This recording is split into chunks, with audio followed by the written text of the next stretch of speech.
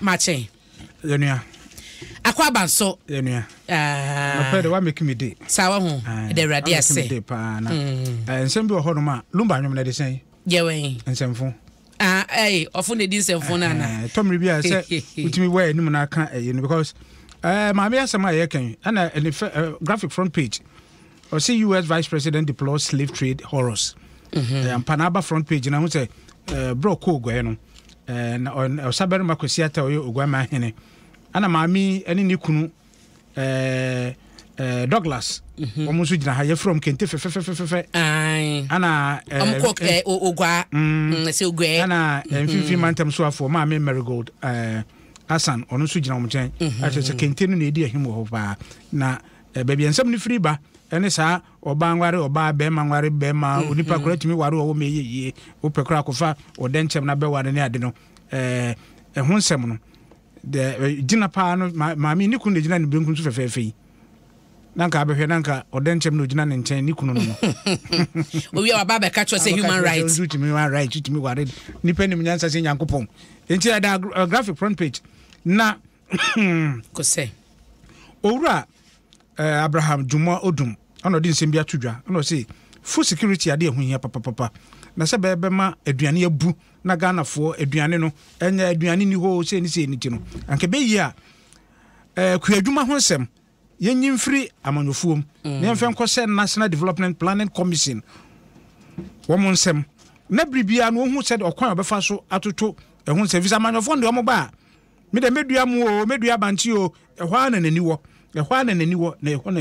na Owura Abraham Jumodum no oye consultant ema J Kufo Foundation na Jumade bia akoso eye graphic national development series course Kumase ana opani di sense me koto wono say kwadwuma ebetuma ma yaduane papa na emomade a ehia pa ne say yenyimfra manofo nsem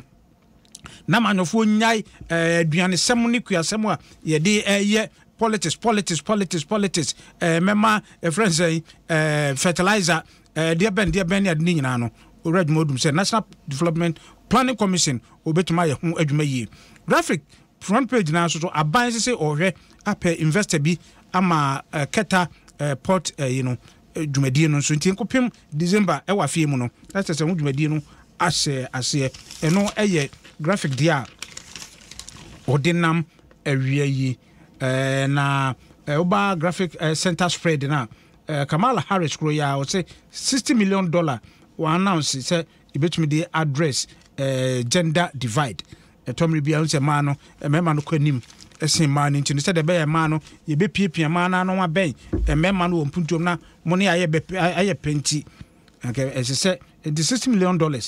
hu anamontu adwumadie bi ebe koso ama ema nso so atumi enya dibre ewo abrabomu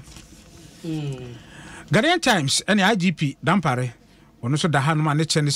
ne chene efe osre ne sinja so kwa ose fighting crime and transformation agenda police introduce 24-hour system district station commands to run 3 shifts nationwide not just say 3 shifts no 8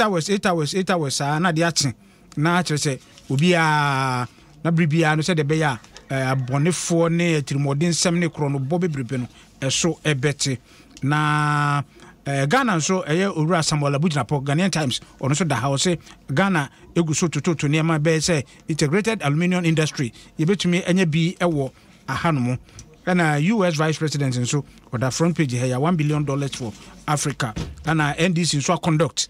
presidential ballot ama aspirants no Owura Mama eda number 1 Owura Kwamdadufo eda number 3 ana Kojobonsu eda number 2 Ghanaian Times aboboso ewo ahanomo we Ghanaian Times dia ordinam say ns kobia ayi ne ho africancy nim enra wayi ne ho afrimunti sisi akwakoka 3 ana wo koi mami fa we daily guide to front page no Owura Gwabin na nima fefe wa say se obi ye ne ho say me kwose homo mebo me ho to na anye yi kane no se wo hye homa na so no maduro udu ho awu na se anye yi na edo akogina mra no na mra no wadi wa hwekora na edo akoto afiase ne no na mental health mpanifo di akira se sade no enye emfiri nipa no pem nipa no ya na onse da bibi na ha no nti no yemfa no say health matters say ya decriminalize no nti say eba say obi eso obedi ne ho dom na etofoma yemfa ne nyina mra no bi parliament no kan no na etia mra nti say no eni hobio nti so obo hutuo na anya yi a wanyanwa ana wo sen ho na eno nkyere se ya bie gate no ese kutusa na mo no dabi ana kan no grant obi tumi kan mekumi ho na se no so de tumi do ko gina mra no se sa de ni nyina eni ho no mo ebio na nakufo ado enra wanya emfie aduoso enko 79 years kwa no ko nimfo ni da ha na ni tiri hu kwabo adogagai ana minority fo nso ene mi hu oru atofo sen na atose wo nso ono nimfo ni da ha common fund na enko na minority ebu afu se common fund na district assemblies ahodo no enya BDCC suku adan de bi health insurance akwan kitinkiti eso onsa so obetima ye no na ban first kan enko aban first kan konti minority ebu afu papa om se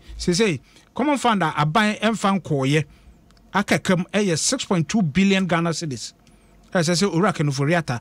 obomodin tuam assemblies ahodo no na omunya bi de yempuduma aban emfa sika no enyina nko nti delegate ebo hu dawuro wa hanumu na NDC race no so eno so da ha dufuo eda 3 domama eda number 1 kodobonsu eda number 2 ana okay operative ntokwa bi lesi kan no eno so da ha police army class in Accra and they find that they are bad eno de be ka ho asem akire eja tena ye kasa wo se ye bambo mpanyifo no omo hye sa posifo ni ayi asojafo na ye de abo ya so obi apeso o cheso obema na omo nka ho asem ye pa no eba ne sen eti dabon grata no de di mu akotene bi na me de abre omanfuo ye no so eni bi no ba for me da se na ye kai atiefo se ene the People's Forum ebeba so Chief Jerry Forsen ejinemo ewo